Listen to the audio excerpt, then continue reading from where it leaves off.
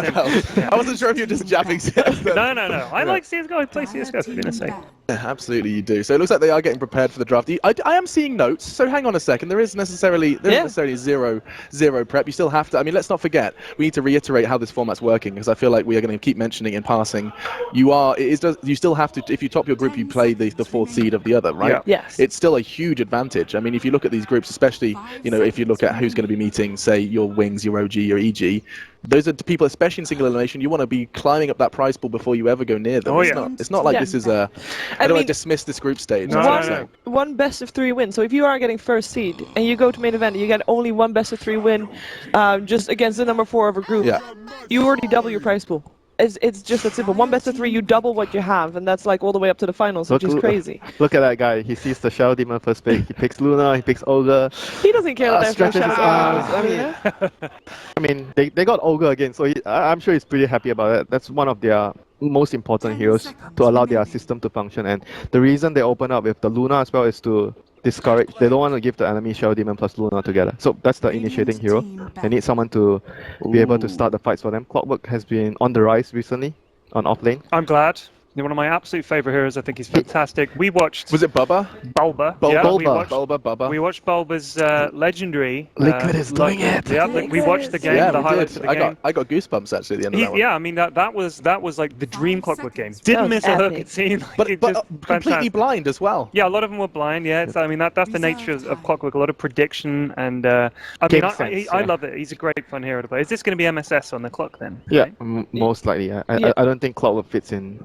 So some teams do play it on 4, like who was the guy playing? Virtus Pro does it with the Shadow Fiend, getting the cogs. Yeah, give him the cogs damage. Yeah, that's a very good point. But I don't like NP is not necessarily the team that normally does that. Like I don't think they have done that in the past. I think MSS plays the hero for this team. Like I think the team that played it on 4 was Cinderen's team. Yeah. They ran it on Yapsa. Yapsa Clock. It was in Dream League, right? Yeah. Yeah, it was great to watch that. And it is very strong as a support as well. It works together with the Shadow Demon. The combination, you just disrupt someone, you can walk up, it's like, hey, come here and make cloaks. Yeah, but I think it's better to have him as an offlaner. You want he's really good in the offlane. He's very hard to kill. He's got good ability to sort of escape with the cogs and everything. And also, you want to hit 6, maybe 7, and get a kill as quick as you can once you get hook. Yeah, that's the key. Look at the VP bans as well. They ban out the Mirana. Pretty good synergy with the Clockwork. You hook shot and you get a free setup for the arrow, same as the Shadow Demon Disruption. And generally, when you pick SD, you want to have a core that uses the illusions very well, like Luna, Alchemist, and the Morphling or the TB. Those are the first 4 heroes that come to my mind when you talk about synergy with the Disruption. They removed the Alchemist because it's one of the more ones to deal with. It's a lot of pressure when the enemy has Alchemist. You're always on this timer, we have to put pressure. You can't let the money stacking up. Yeah, absolutely. I mean, I do want to just quickly highlight. I mean, Ogre Magi picked again and again and again. Is this going to be one of the faces we see relentlessly in the draft? He's been like the support of, I would say, the whole of this flipping patch. Like he's just been around for. His armor is ridiculous. He has 8 armor. He's I mean, 8 armor at the start of the game, Alex. To give you some idea, is insane. Yes, right? I mean, like Winter was just pointing at it, kind of just telling me how ridiculous it was. It's crazy. He takes basically no damage. So when it comes to harassing lane, going up and harassing the mid, he can just waddle up, bash you with his club, cover you in burning sort of oil, and then waddle off again, and just repeat. People always talk about that, but you forget that actually the Bloodlust is also another big part of the hero. The Bloodlust for the carry. Oh my god. So I mean, and is the beauty of Bloodlust that it synergizes with like almost everything? Because that anything, makes it faster, like that's makes it. Hit harder. As long as you're a right-clicking core, you do attack damage. Bloodlust is great for you. And it's not really a hero that you would prioritize to ban either, because right here, Warlock is a better one because it has more. It's more scary to face a Warlock later on. Naga Siren is more scary to face later on. Ogre is like you know exactly what he's gonna do. He is extremely good at what he does, but you know what he's gonna do. Yeah, so. and VP going back for the same thing. You can see like the first 3 picks. Luna is really good in the lane. Look at him smile. You pick Ogre to win the lanes, and then you have Sand King as well to win their lanes. You have Sand King, Ogre, or if they want to go back for the IO as well. Like everything is just basically repeat of the first game. We're just gonna go for your lanes. We're gonna destroy you in the lanes. Elder Titan there, good combination with the SD. What is it that you like about Luna in the lane, by the way? Like because of the Luna's Blessing, it makes it very difficult for the offlaner to lane, and the damage you get from Luna's Blessing plus so much, right? Plus the nuke. The nuke is actually so good in the laning phase. Yeah. Cooldown, 6-second cooldown. Yeah. just constant damage. Yeah. You said before, Winter, in the first game, that you said that Virtus Pro's strategy was more risky. That it was more risky. Harder than to execute. Harder to execute. Excuse me. Yeah, let me not paraphrase. But do you feel like this is going to be a similar case when you see NP's draft here? Does this look a bit more outrageous? I mean, yeah, they're going back for what they are good at, winning the lanes, but MP is different right now. The whole general strat is very different right now. They're going for, I think, more team fight and catch. The last game they only had like one disable from the Rubik lift. This game right now they have the Clockwork, they have Elder Titan, they have the SD Disrupt, they have a lot of disables. So they are clearly changing up a lot of things and going for a very late game carry. Because SD Elder Titan is usually paired with a Morphling TB kind of hero. Or Alchemist, but Alchemist is already taken out. So I expect one of those three heroes to be picked here for MP. But isn't that very obvious for Virtus Pro? Like, they know exactly what MP is going to do. I mean, you know it, like, I would imagine Virtus Pro knows it as well. Sure. And Virtus Pro's the early game team. They're going to crush you. Yeah, I mean, that's a sign 20 to 30 minutes. It's a sign of a good team. They don't really care about what your enemy is doing. They're just really, really focused on what you want to do and as a team, what you're good at. And is that an attitude that you like, you admire? You like? That's how Alliance won TI3. Yeah. They don't really care about what the enemy is doing. They're just really, really focused on what they want to do and how they're going to play Dota. But you're going to be you have to be able to stop NP or Virtus Pro in this case and what they are doing as well. I mean, you can't just, you know, hope that you make it to late Think about game. it this way: if you're picking in five heroes that are to support what you're doing and nothing to really counter what they're doing, then those five might be able to carry your strat off better than if you'd kind of half-assed it and then picked a couple of guys to counter like them. How EG does it. EG is really focused on counter-picking the enemy. Or anti-strat the enemy. There you go. You can say Don't use my lingo. Like, if you have 5 heroes all on the same page doing the same thing, as opposed to 3 heroes and then 2 to counter them, then is your strat going to be as strong? How much? I guess you have to balance between. Yeah, it depends on the team, like how you function. MP actually went for the Sven. It's not a hero that is really good with the disruption illusions, but it is a very heavy carry hero because that's what you build into the SD Clock and Elder Titan. These 3 heroes, they take literally no farm at all from the map. So Aoi, here you go. The whole map is yours. You're gonna farm the map, and I like the last ban from BP as well. They have all really good setup for the Sunstrike. It's gonna allow MP to win their lanes, so good ban for them. So just trying to get Aoi big. DK. I really think they were gonna take. They need a hero that doesn't take too much space for MP. So because Sven takes up a lot from the map. Yeah. They need an NV hero. I do like Sven pick up. Sure, it's a late game core, but at the same time, he is not afraid to fight early on as well. Yeah, but you need to hit like a timing. Ooh, Queen of Pain. Yeah, like an early fighting hero. Like Queen of Pain is something MP picked a few times recently. Yeah. I'm not a fan of the hero, so... At the moment. I mean, she's been great in the past, but... But it fits the bill. Like, they need a hero that doesn't take up too much space and a hero that helps do damage with the Clockwork hookshot or the other Titan stun. So if you get a huge stun or a hookshot, there's a lot of follow-up damage. Whenever I see Sven, I always just wonder, like, he can never sleep on his side, can he? Like, he's forced to sleep on his back. He doesn't sleep, dude. Sleep is for the weak. He's a warrior. I don't know. It must be so horrible. He's just sitting there locked. He sleeps on the beach. Up, and he digs a little hole. Yeah, and he puts his head in there. That's but then he's got sand in his armor. It happens. Yeah. And the King's just hanging out there, just bothering him. This is once again a very solid draft from Windsor MP. just ignores us completely over the top. Yeah, and let's go back to the draft. Yeah. He's like, oh, these dumb British men. Let me tell you about Dota.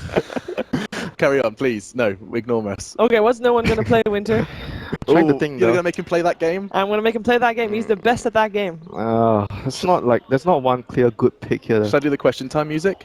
I mean, they can pick for the lane like a TA to win the matchup, but TA is not that great against their heroes. I wouldn't say there's a hero that pops out to my mind right now. Oh, that hero is great for that situation right now.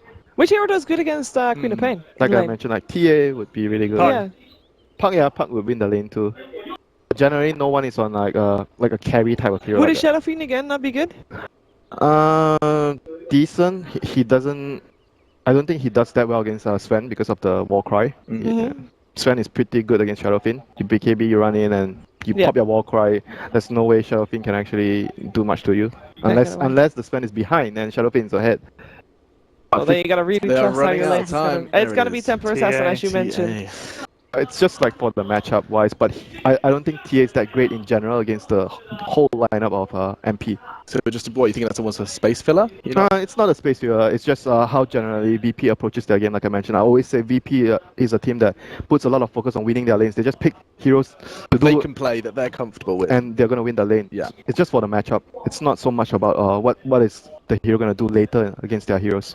Beautiful stuff. All right, well, this is where we ask for our closing thoughts. Before we do introduce the casters, I just want to kind of generally get the consensus that we're not expecting to see much more from NP. You've seen their draft now, Shiva. You still expect, surely not the same. No, level I think this is. I think they because they swapped it up a lot, right? This is entirely different from what they did the first game. I think that is really necessary, and I think they have a draft that they are very comfortable with.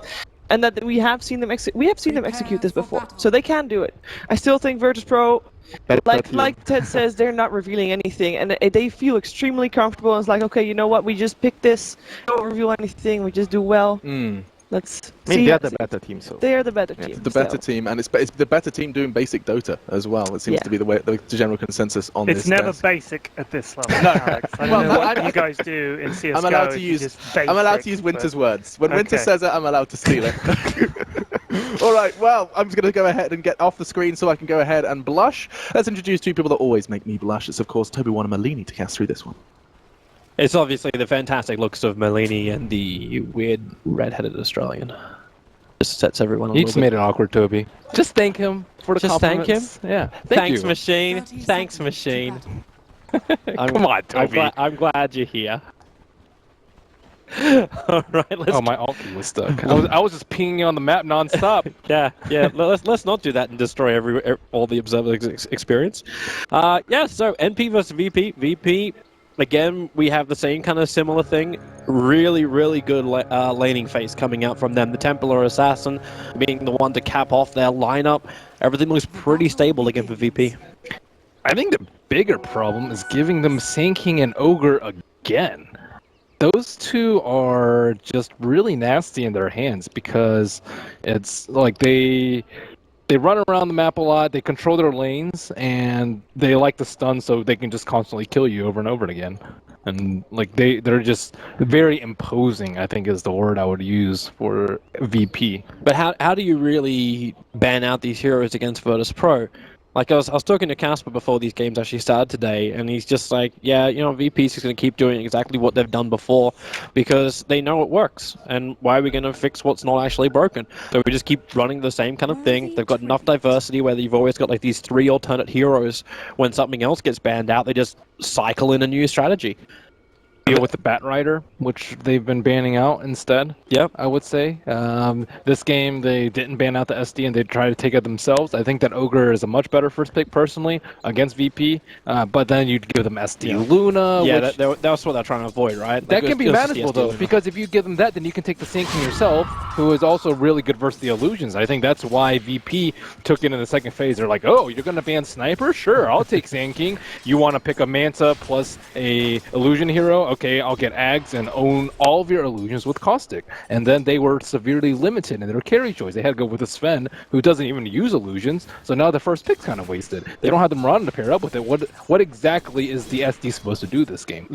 Like right now it looks like 1437 is just tasked with saving any target which is initiated on to then try and counter-initiate. That's all. There's a lot of other heroes that can do that. They can offer you a way better toolkit. Let's say like Dazzle, I would say, would be one of the heroes that I would say fulfills a But they also role. at the first phase. Now top lane, the initiation happens, and because of Shadow Demon in the middle of all this, Savage does actually have that wonderful Spirit out. A lot of damage into Ramsey. At the same time, the SD, he does eventually fall. He was the one that started everything on. But it's a 1-for-1 trade-off. The Luna for the support SD, but first blood did go to the Ogre of all the heroes, and the TPs are coming back already. Yeah.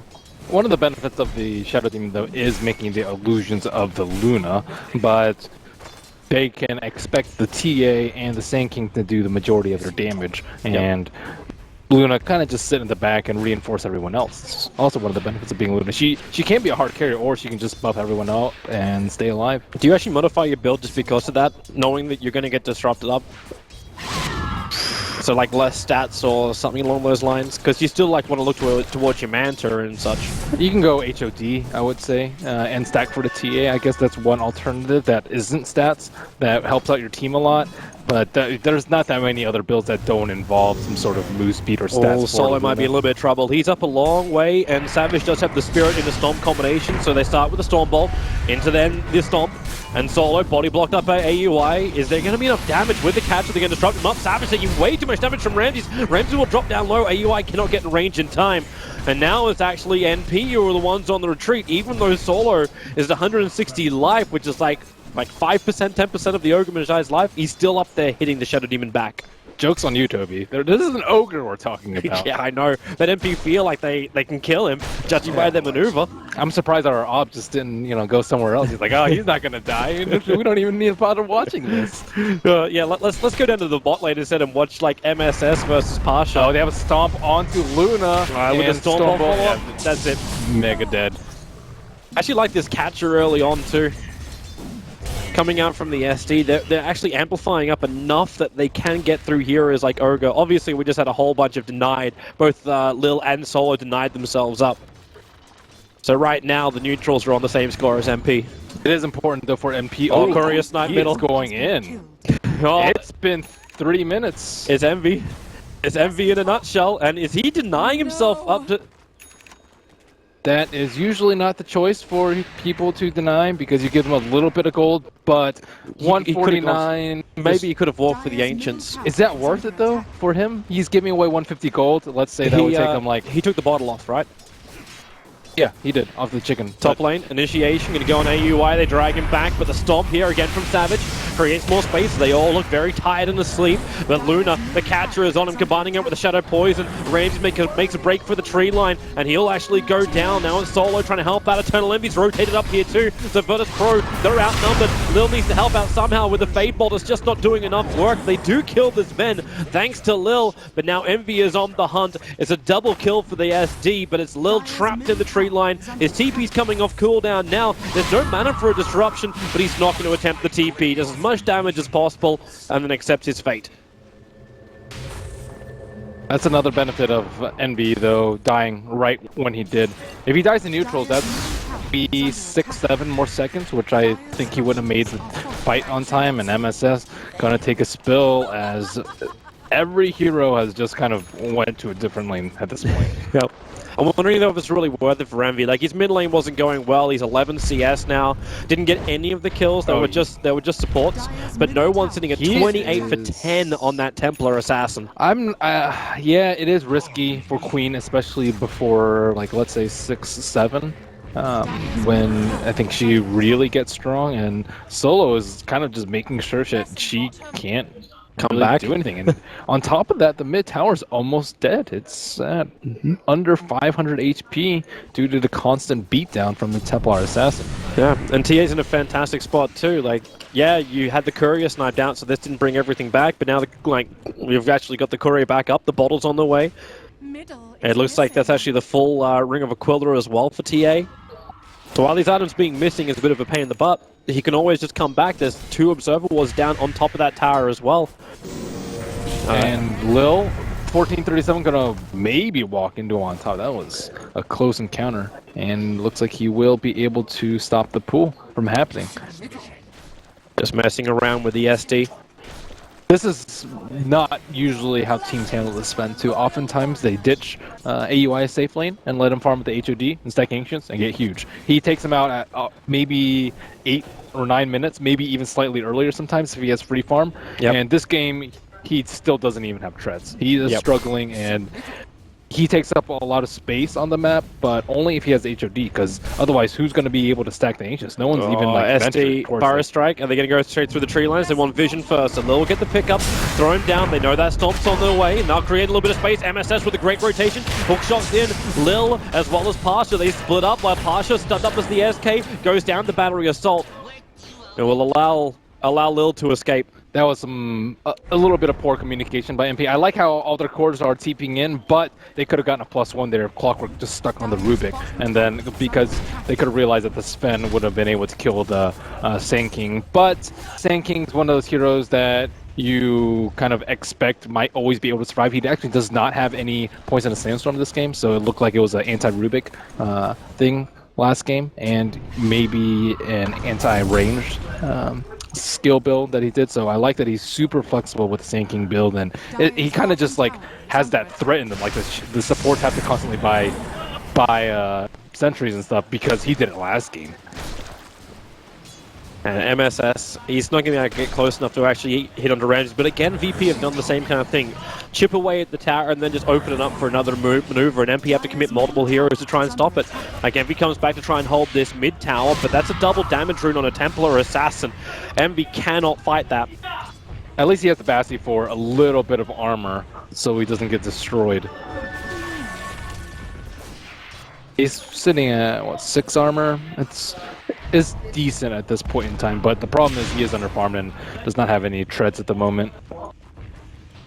Underfarmed behind, like 2.3k to 4k net worth. And nice deny coming out from MD, even with the DD, and don't think he had refraction charges at that point, but Radiant has used scan. Yeah, they scanned the mid lane, but it would have captured anyone that was sitting in the tree line behind the tier 1 tower. They had the Observer Ward down near the Ancient, so they kind of saw it anyway. They were looking for the Invis clock. Ah. And now, because it turned up positive or negative, I guess green is kind of deceptive. It turned up that there were no heroes there, so they assumed that he's on bottom. Yep. And they're making the correct play by playing very safe. No one in a little bit of trouble. He's right underneath the Obs and the Sentry too, so there's not even a meld dodge available to him, but that hookshot needs to get there and they can't get far enough over. That's some really good game sense by no one right there. He knows that MSS would try and rotate back to the mid, but he would have to come from the bottom side. So to dodge the range of the super long range hookshot, he goes to the north side. Like VP are just on top of their game right now. And they're having everything going their way. Like Ramsey's about to take up a nice easy stack, which Solo's prepared for him too. That's after they bring down the tier 1 tower. The advantage of NP is their D push is still quite good. Like just Elder Titan himself already makes the pushing quite difficult. There's just too much of an easy setup for MSS. You get that sleep out with a stomp. MSS just jumps in with hookshot, then a quick follow-up from the rest of MP. But they need to make space for AUI. Yeah, they pinged out this tree. They know that this tree is actually hurting them a lot. The one that's next to that observer ward. They can't actually see into the Ancients with that ward. The sentry doesn't reach over. Yeah, but the observer ward doesn't see anything. It's really blind as to what's going on. But he threw it down. Like the reason why they committed both the sentries is because when that obs was thrown down, Savage was right on top of the hero, so he's expecting the camp to be blocked. So they actually just soak up so much money through the sentry wards, and they don't get the D ward. Now hookshot over, nice catch, catching Solo out, trying to go to that little bit of a choke point, but Clockwork right in the money. Eternal Envy in the neighborhood as well. And there's a lot of heroes down the bot lane for NP. You've got just the SD going solo against the SK, and I suppose that's the only hero that can stand in the lane against the SK. Yeah, and Pasha is very aggressive as soon as he knows that there are heroes on the other side of the map. He's already got skipping the creep wave, yep. 10.5 minutes Blink Dagger. TP's bottom lane can prep for the epicenter just as MP thought they were going to have the better fight here. That was a well-placed Spirit. Blink Burrow Strike catching out 2 from Pasha. Will it be enough at the moment with the Lucid Beam? They slow down AUI. MSS creates a lot of space with his cogs, allowing MP to TP out in the tree line. Can anyone get a catch? Lil needs vision. He doesn't get it. And the stomp will help create even more space. Savage really on the money on that ET. Yeah, he scouted out that Blink sinking or the TP even, which gave NP the heads up to dodge that fight, and that was definitely gonna go sour for them. But they blink, they borrow, they're gonna go on Eternal Envy. Now thinking about a defensive disruption, but instead it's going to be the Purge over on the SK. They take away all of his mana. The Sven's already down. AUI being exploded by the TA. They actually managed to avoid the hook shot. And now with the Burrow Strike and the Eclipse sitting around, they're all so low, Virtus Pro. All of them so down. Pasha blinks away. He'll dodge the last attack from the tower. The Spirit's looking for him, but they stun up Savage. Pasha's still waiting. Randy Novi wants to come back. The Spirit's making a re-entry back into Savage to give them the movement speed to get away, and Solo gets cold burnt again. MSS in close, but Solo, now he's so low. 150 on him. They're getting away. Virtus Pro. They are the walking dead at the moment, but the dead are crushing NP. Wow, so much skillful maneuvers that we saw coming out from VP right there. They just dodged everything. They dodged the hookshot, they dodged the flare, they dodged the Elder Titan Spirit, and any one of those would have spelled their demise had they connected. And they chain the stuns perfectly too. They get away. Like that's one of those beautiful things just to watch later. And you're seeing now VP flexing their muscle. Like no one Mel strikes Envy, takes away 2/3 of his life in one attack. Yeah, he can't. Yeah, let's watch it again. So Pasha is kind of stranded. He's got no man to work with. They throw the split down. And MSS misses the hook shot. That would have been the death of Solo right there. And Lil and Ramses. That Eclipse manning does up. so much work. All these sticks. This blink. You can just see it slow motion, then boom. Straight away at the last second. Now we come back live and we'll see Pasha being initiated on. We left with Pasha's play. And we come straight back to it. He'll perch up on the SD. Caustic shouldn't be enough to pop him with a hook shot forward now with the SK. Isolated, but he burrow strikes underneath the cogs, but AUI just sitting there farming up. He'll farm at SKUI's in the neighborhood. Efficiency maximized. Pasha didn't think they were going for the kill there. And Ramsey's like, why aren't we going for the kill? And they just needed one more right click, I would say. And maybe perhaps expecting that the Caustic would finish him off. But raindrops make kills difficult. Now, VP, they can start eyeing some more tasty pickoffs with double Blink Dagger. Templar Assassin just 50 gold away. She has it right now. And Roche is at their disposal. Or AUI, I don't know if he really wanted to do that. He just Quelling Bladed down an Observe Ward while under the cover of smoke. And the pings came out pretty quickly from Virtus Pro. But they lost that vision. Got greedy. Yep. He just wanted it. They're still stacking up the Ancients. The rotation's coming down to bottom lane, and Ramses and Lil, like, obviously the warning bells flagged by taking out that Obs Ward. Lil and Ramses make a break for the tree line. Lil stays close enough where he would break the smoke on them, and now, in fact, yeah, AUI shows himself, and VP knows what's up. It's a really difficult gank to make happen because of the Luna's night vision with Lunar Blessing. Like, if the smoke pops, they can't see anyone. They have to drop a flare, drop a spirit, and that is more than enough time for VP to escape unless Solo walks right into them. Yeah, that was not for the throw at all, but get the stuns down. AUI is even going to commit God Strike. They want this kill quickly. Solo's still not dead yet. He's walking away. They need more damage. The hook shot, it hits the spirit. Clockwork can't even get close enough, so it's a double kill for Lil. Clock still hasn't managed to catch up to Solo, and now he's isolated. They're TPing back to the tier 2 tower. The cogs will drop down, but MSS is on the run. He's lost the rest of his entire team. But the first stun, the follow-up stun, Lil's got his control of cooldown in 1 second time. And there it is. He gives a double kill to no one. In fact, he ended up taking what? So Rubik got 2, TA got 2, and MP got scored. Maybe even Envy. He's not out of the woods yet. Lil's trying to scat him out. Shadow Poison. Look at his items, though. He's going for the chicken kill, and he knows that it's on his way back. Wait for it. Wait for it. He's gonna kill that very cute dog, and he just Sonic Waves it. Committal. Blink up, starts his TP. Underneath the tower, Lil doesn't have mana. So no mana for telekinesis, couldn't catch him out anyway. 2 chicken kills, 0 hero kills. Sad life for Envy. He's trying to get them back in the game economically. However, and you can see how far he is behind no one. The net worth, he's almost 3 times as rich. Oh, no one. Nice hook shot. MSS, they needed this with the dust as well. No one fights his way out of the cogs. They need to finish the job, however. They have enough damage. The Templar Assassin will drop. That's such a great kill. That's the one kill of Eternal Envy, and it's the big one. 660 gold for it. Yeah, and it's on the TA, and TA was just spiraling out of control. And her being like way more farmed than the Sven is a...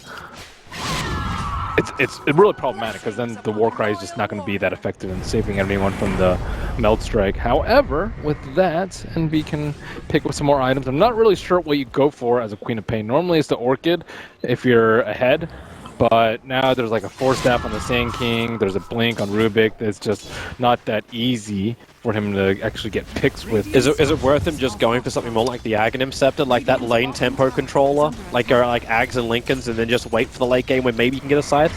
He's picking up a Oblivion Staff now, so it looks like he's going to lock himself into the Orchid. Yeah, I'm just worried about him dying versus the TA very, very quickly. Oh, it's a good thing to worry about. Pash just slide-style blinks around Savage's Stomp. Queen of Pain, Eternal Envy, still had that haste rune bolted up, so he triggers it and walks away. So the maneuver from VP doesn't end with a kill. Does start pushing MP back to their side of the river. So that one kill was like almost a 2,000 gold swing in favor of NP, so something's looking up for them. Maybe if they get a team wipe close to the Roche Pit, which they are defending so heavily, they can equalize this net worth. No one scouting things out for them. Little smoke behind. Yeah, he's looking to come in close, gets very close to AUI, but loses the vision up the hill. But MP still got a lot of men on the grounds around this point, and they're going to find SD sitting in the tree line. Well, That's ugly. that's a wilting rose. And now this opens up VP, where they may feel they got enough confidence to start on Roshan. They still have the issue of ET, Spirit into Stomp, and ET split is a real issue. Same with MSS's hookshot and consistent scouting with Rocket. They have observer wards on the east side though, inside the lane, so that they know that these two heroes are over there. They don't know their exact positioning, however, and they do have to be aware of the hookshot. Maybe a hero might stand on the right side to block it. That actually may even... Oh, kill by Radiant. Templar Assassin grabs the Aegis, and instantly no one blinks up looking for the kill. But already MP have fallen back. So lost control of Rose. Ancients kind of slowly going the way of VP's control, wrested from NP's grasp, and I just don't see this Queen of Pain getting back into the game though. Like Queen of Pain is just too poor. Like every time go in a team fight, you just have to be deathly afraid of TA just Pasha found him too. you. Blink is off cooldown at the moment, starts the epicenter, but Lil holds Queen of Pain in position.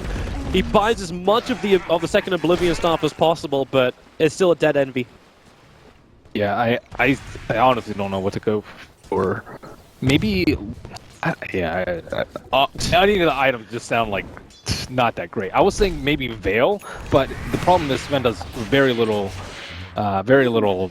magic damage, and he's kind of like your other magic dealer. But then again, you have the ET, so maybe, and then your ult's pure, but you can use the armor from Veil. You can at least see the mindset of Envy. Like, by picking up the Orchid, they're saying at least on our smokes, we gank, we move, and we fight. If we get one hero down, we create space, instead of just saying, okay, let's just hold on our tier 3 towers, and we just push them back with a Sonic Wave, or we push them back with the Spirit. That's like the only way they actually hold VP at bay, but the only way they win is by killing VP time and time again on their big calls and playing catch up. And they need to survive the fights. That is my biggest concern for Envy. Like he gets Stanking Stun, he dies. He gets Ogre Stun, he dies. He gets TA Mel Strike, and let's say she has crit, she could probably die in one hit. Very close at this point. And I guess they have Warcry. She needs to make sure that she gets the Warcry buff. Dire has used Scan, very... it's just not very unsurprising that VP are just perched at the Ancient. Okay, no one's already counted Envy.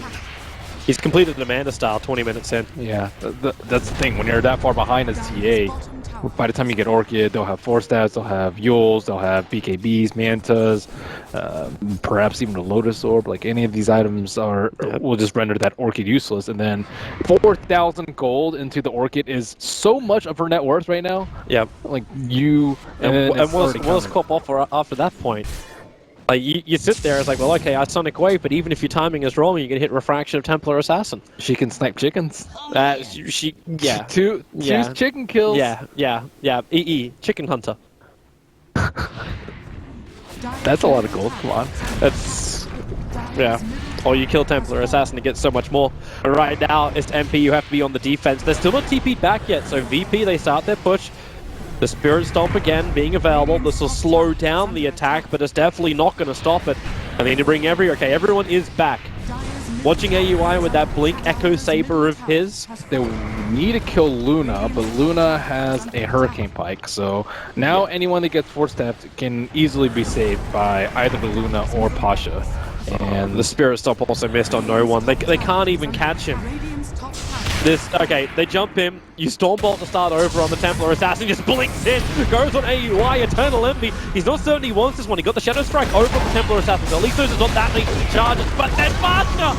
Oh, MSS! He gets disintegrated! The Dimension Disruption too, is it going to be enough to actually get away? Pasha Envy's jumping up for the kill, but the Yule Scepter up with the Eclipse, Ramsey kills up Eternal Envy again, Pasha on a Beastic of Life, retreats out. The Clockwork brought back, but he also won't find his opening. and VP take the mid-ranks, force buyback, get kills, and lose nothing of value. Did you see that blink dodge by Pasha? That was a melee range Stormbolt. He had very little time to react there, and he baited Envy to blink downhill, and that was his death. But Pasha, that's his second great blink dodge of the game. Well, we get to see him. We'll start making a highlight clip again of all that stuff. And his maneuverability has been absolutely wonderful, but NP also fed the beast. They let Pasha have so much space on that lane. Alright, so we're going to get to try out something really cool here. We're actually going to watch what Pasha was doing with this replay. So this is his perspective of that last fight.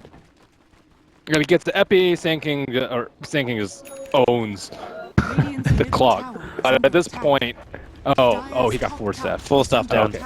It was. I thought it was a blink. It was at least his own 4 staff, but Ramsey's like this Yule Scepter timing with the Eclipse, like Pasha made it feel like EE had a chance. Yeah, if he's just a little bit too underfarmed though. Like if he had a little bit more int, so his right clicks hit just a little bit harder, and had a little bit more spell damage from that intelligence, then like maybe he would have gotten that kill.